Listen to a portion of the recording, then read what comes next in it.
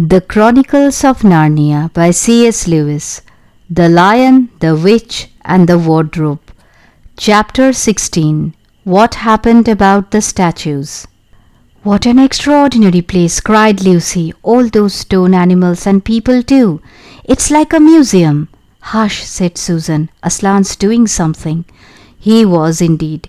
He had bounded up to the stone lion and breathed on him. Then, without waiting a moment, he whisked round, almost as if he had been a cat chasing its tail, and breathed also on the stone dwarf, which, as you remember, was standing a few feet from the lion with his back to it.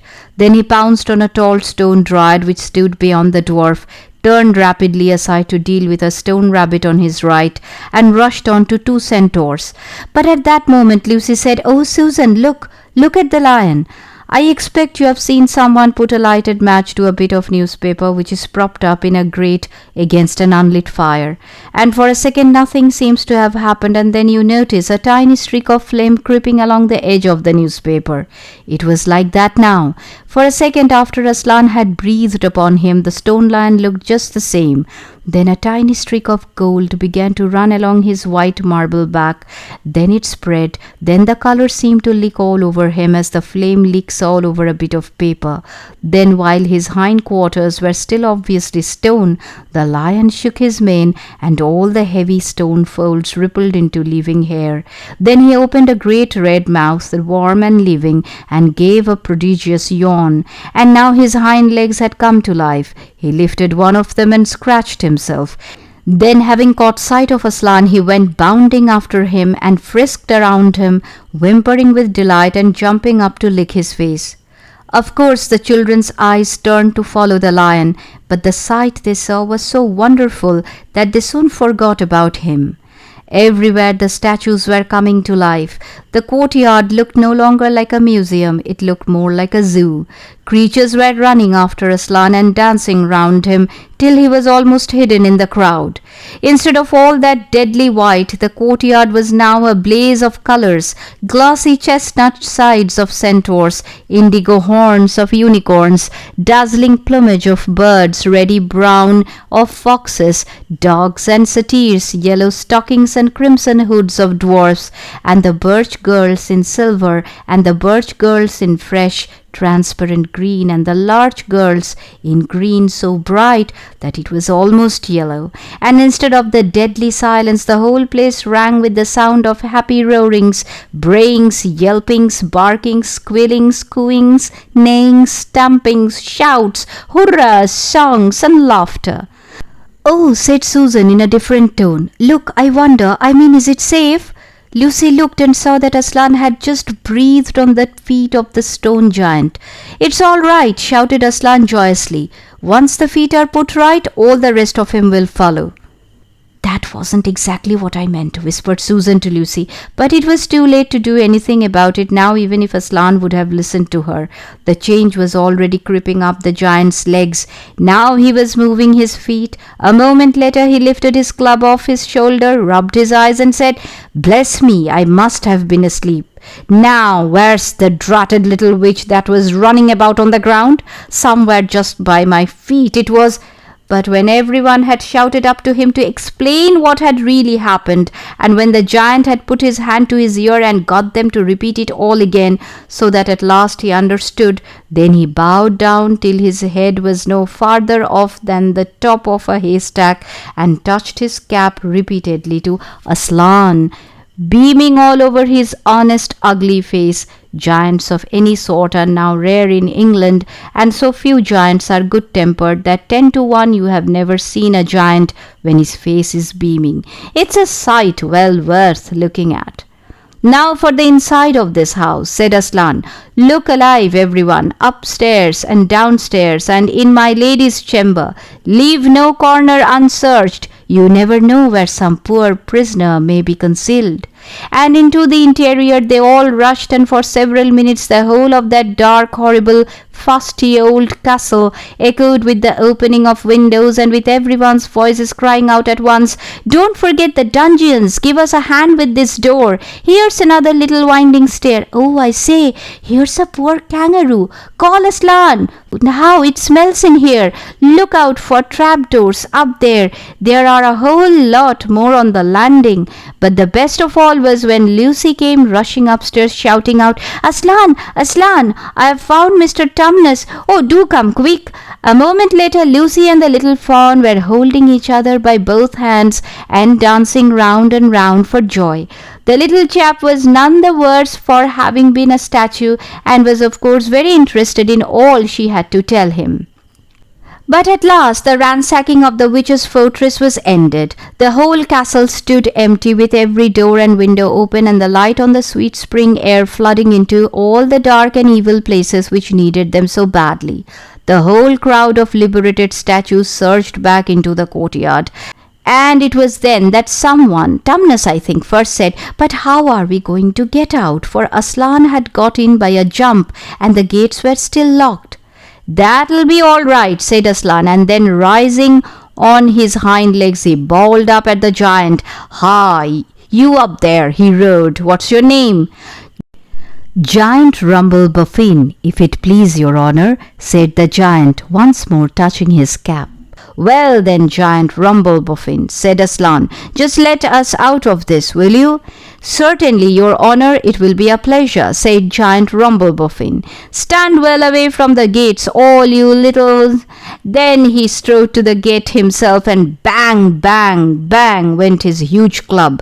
The gates creaked at the first blow, cracked at the second, and shivered at the third.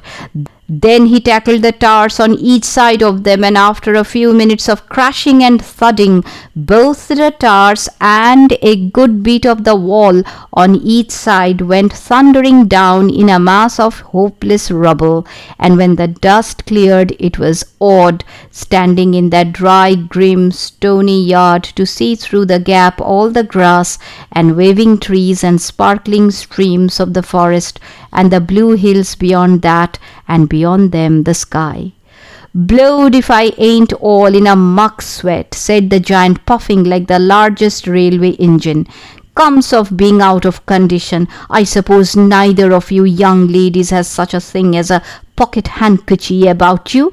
"Yes, I have," said Lucy, standing on tiptoe and holding her handkerchief up as far as she could reach. "Thank you, missy," said Giant Rumble Buffin, stooping down. Next moment Lucy got rather a fright, for she found herself caught up in mid-air between the giant's finger and thumb. But just as she was getting near his face, he suddenly started, and then put her gently back on the ground, muttering, "Bless me, I've picked up the little girl instead. I beg your pardon, missy, I thought you was the handkerchief." "No, no," said Lucy, laughing. "Here it is." This time he managed to get it, but it was only about the same size to him that a saccharine tablet would be to you, so that when she saw him solemnly rubbing it to and fro across his great red face, she said, I'm afraid it's not much use to you, Mr. Rumble Buffin." "Not at all, not at all," said the giant politely. "Never met a nicer handkerchief. So fine, so handy, so I don't know how to describe it." "What a nice giant he is," said Lucy to Mr. Tumnus. "Oh yes," replied the fawn, "all the Buffins always were. One of the most respected of all the giant families in Narnia. Not very clever, perhaps. I never knew a giant that was, but an old family, with traditions, you know. If he had been the other sort, she'd never have turned him into stone." At this point Aslan clapped his paws together and called for silence.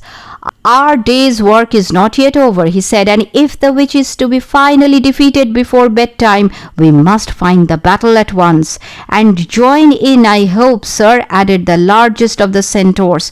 "Of course," said Aslan. "And now, those who can't keep up, that is children, dwarfs, and small animals, must ride on the backs of those who can, that is lions, centaurs, unicorns, horses, giants, and eagles.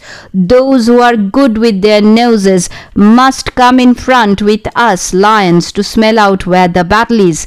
Look lively and sort yourselves." and with a great deal of bustle and cheering they did. The most pleased of the lot was the other lion, who kept running about everywhere pretending to be very busy, but really in order to say to everyone he met, "Did you hear what he said? Us lions, that means him and me.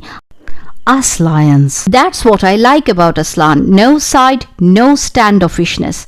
Us lions, that meant him and me." At least as he went on saying this, still Aslan had loaded him up with 3 dwarfs, 1 dryad, 2 rabbits and a hedgehog. That steadied him a bit. When all were ready, it was a big sheepdog who actually helped Aslan most in getting them sorted into their proper order. They set out through the gap in the castle wall. At first the lions and dogs went nosing about in all directions, but then suddenly one great hound picked up the scent and gave a bay.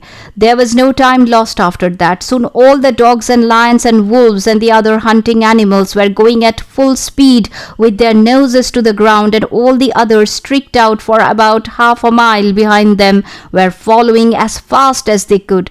The noise was like an English fox hunt, only better, because every now and then with the music of the hounds was mixed the roar of the other lion, and sometimes the far deeper and more awful roar of Aslan himself. Faster and faster they went as the scent became easier and easier to follow, and then just as they came to the last curve in a narrow winding valley, Lucy heard above all these noises another noise, a different one, which gave her a queer feeling inside. It was a noise of shouts and shrieks and of the clashing of metal against metal. Then they came out of the narrow valley, and at once she saw the reason. There stood Peter and Edmund and all the rest of Aslan's army, fighting desperately against the crowd of horrible creatures whom she had seen last night. Only now in the daylight they looked even stranger and more evil and more deformed. There also seemed to be far more of them. Peter's army, which had their backs to her, looked terribly few, and there were statues dotted all over the battlefield, so apparently the witch had been using her wand. But she did not seem to be using it now. She was fighting with her stone knife. It was bitter she was fighting, both of them going at it so hard that Lucy could hardly make out what was happening. She only saw the stone knife and Peter's sword flashing so quickly that they looked like 3 knives and 3 swords.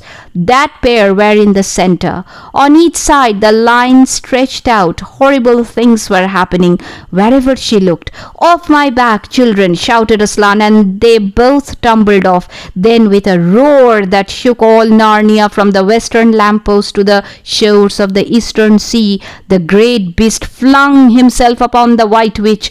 Lucy saw her face lifted towards him for 1 second with an expression of terror and amazement. Then lion and witch had rolled over together, but with the witch underneath, and at the same moment all warlike creatures whom Aslan had led from the witch's house rushed madly on the enemy lines. Dwarfs with their battle axes, dogs with teeth, the giant with his club and his feet also crushed dozens of the foe, unicorns with their horns, centaurs with swords and hoofs, and Peter's tired army cheered, and the newcomers roared, and the enemy squealed and gibbered till the wood re-echoed with the din of that onset.